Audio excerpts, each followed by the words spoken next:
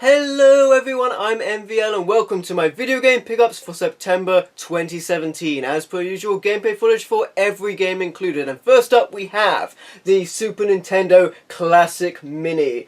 This is a fantastic miniature version of the Super Nintendo that outputs to HDMI, so it's great for all your modern televisions. The system is very highly sought after and I was fortunate enough to get my hands on a copy. Very happy about that. I have already done a complete review and unboxing with the Super Nintendo Mini, so I won't talk about it much more. You can check that out on my channel. Very happy to have that. And now on to the games, and next up we have Mega Bomberman for the Sega Mega Drive. This is an awesome Bomberman game for the Sega Mega Drive with 1 to 4 player action. The gameplay remains mostly unchanged as you traverse mazes and plant bombs to kill your enemies. The notable difference in this game is your character can gain a mount which hatches from an egg, very similar to how Mario can ride Yoshi in Super Mario World. The mount allows you to take a bit more of a beating before you're killed on the level, so it's very good to have that. The visuals in this game look fantastic and I'm very happy to pick this up. Mega Bomberman for the Sega Mega Drive. Next up we have Shadow Hearts from the New World for the PlayStation 2. I'm very pleased to find this RPG. I did not have this entry in the Shadow Hearts series. And the main character is a detective, although he does bear a striking resemblance to Tidus from Final Fantasy X. I really dig the turn-based combat in this game, and the unique feature is the action wheel. You have to time it correctly to hit the green area of the wheel or your attack will miss. You can also aim for the smaller red section of the wheel to do more damage, but that's a bit risky as it's much smaller and harder to hit. As you attack enemies and take damage, you build up a meter which allows you to take a double action. That's really awesome, but you can't take the attack action twice, but you can attack and do magic, which is really cool. Very happy to pick that up, Shadow Hearts from the New World for the PlayStation 2. Next up for the PlayStation Portable, I picked up Medievil Resurrection. This is a PSP remake of the original Medievil game. It's a really fun and silly platform game. My favourite part of it is Tom Baker's voiceover. As I no longer own a copy of Medievil for the PlayStation 1, it's really cool to pick up this remake for the PlayStation Portable. And I can't wait to join Sir Dan and bludgeon my way through bucket loads of enemies in the game. That's Medievil Resurrection for the PSP. Next up I have SWAT Target Liberty for the PSP. I picked this game up for £2 at CEX, and as this game is only on the PSP, it seemed like a good deal for me. It's a third-person shooter with an isometric view. You control an elite team of highly trained SWAT officers into close-quarters combat around the streets of New York. The game even features the option to play in unique and random multiplayer levels anytime you want with the Kill House generator. That seems really cool. So that's SWAT Target Liberty for the PSP. And next up we have The Legend of Heroes, Trails in the Sky. I'm very happy to pick this up, another RPG from Ghostlight, as was Shadow Hearts. But unlike Shadow Hearts, this is a tactical RPG. You control Estella and Joshua as they make their way to join the legendary Bracer Guild and travel the world on an epic quest to defend justice within the kingdom. This game boasts over 50 hours of core gameplay, plus many optional side quests. And it was voted in the top 10 of PSP games in 2011 by OneUp.com, who said Trails in the Sky has a reputation among imports for being a huge, well-told tale of meaty combat and great characters. A great game for the PSP, The Legend of Heroes, Trails in the Sky. Next up I picked up Def Jr. Root of Evil for the Nintendo Wii. This makes a good transition as this is actually a sequel to the original which was on the PlayStation Portable, which I don't own. But I picked this up for less than £1 at CEX, and man, this is a fun game. You control the Grim Reaper's teenage son, Def Jr., or his pal Pandora in this platform game. You can jump around the levels and swing your scythe to attack your enemies, but you can also shoot them with your machine guns. How awesome is that? A cool hidden gem there, Def Jr. Root of Evil on Nintendo Wii. Next up I picked up Fire Emblem Radiant Dawn on the Wii. Now I've been looking for this game for quite a while, and the previous game on the GameCube, but the GameCube game is a lot harder to find and a lot more expensive. Having said that, I picked this game up for less than half of its eBay price. Say what you want about CEX, but I got a great deal on this game. A turn-based strategy RPG that you can even play in widescreen. It's time to fight for a better tomorrow. Very happy to pick this up, Fire Emblem Radiant Dawn for Nintendo Wii. And next up we have the Arcade Hits Pack of Gunblade New York, Special Air Assault Force, and LA Machineguns, Rage of the Machines. This was a really awesome find. 2 arcade shooters ported to the Wii in one package. This is fantastic. LA Machineguns is actually the sequel to Gunblade New York, and they're both really fun light gun shooters.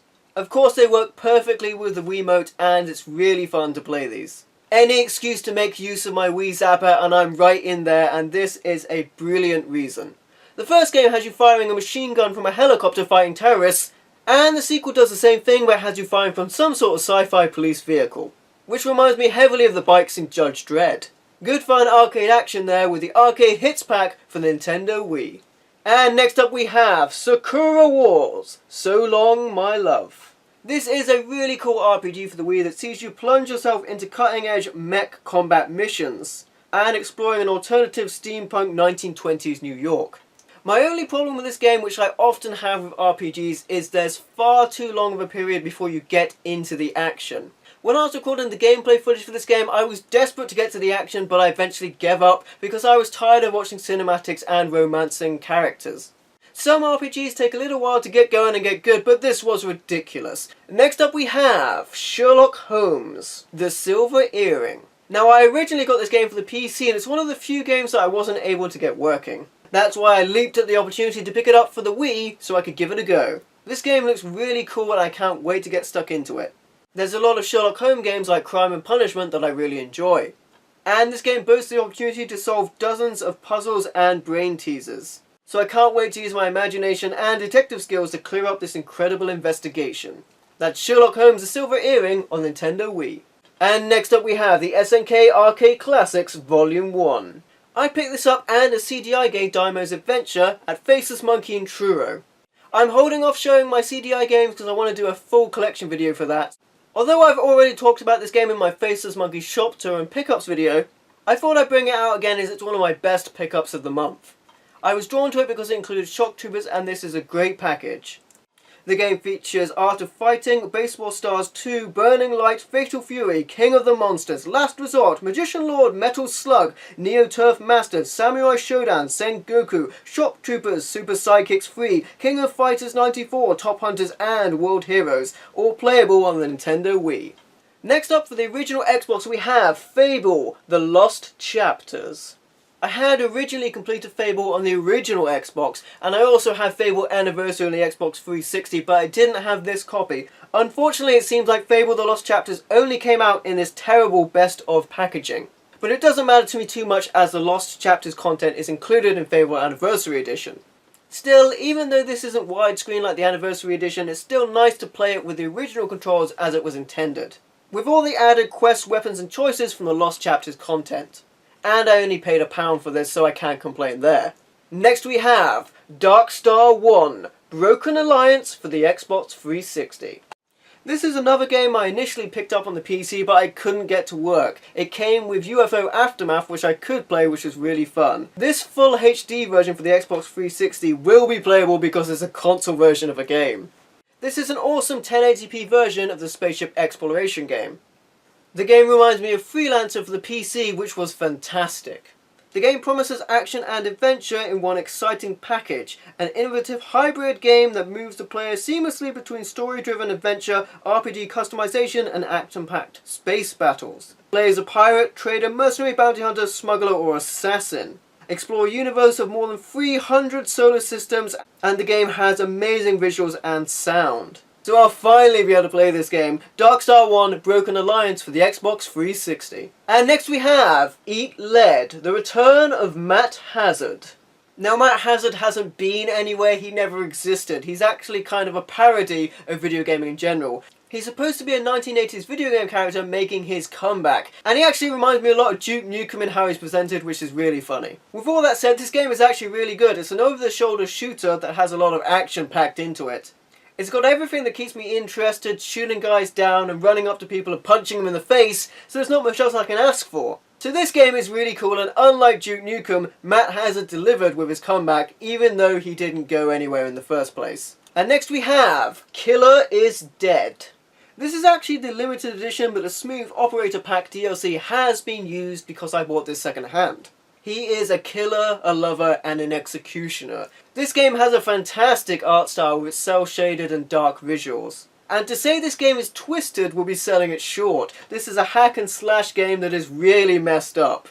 This game is definitely rated 18 for a reason, and with the violence and the twisted narrative, I really like this game. Killer is Dead for the Xbox 360. Next up we have Stranglehold for the Xbox 360. Now I only paid a couple of pounds for this game, but it is awesome. It stars Chow Yun-fat. You can leap over barricades, there's destructible terrain, you can shoot everything. There's even bullet time. This game is really sweet.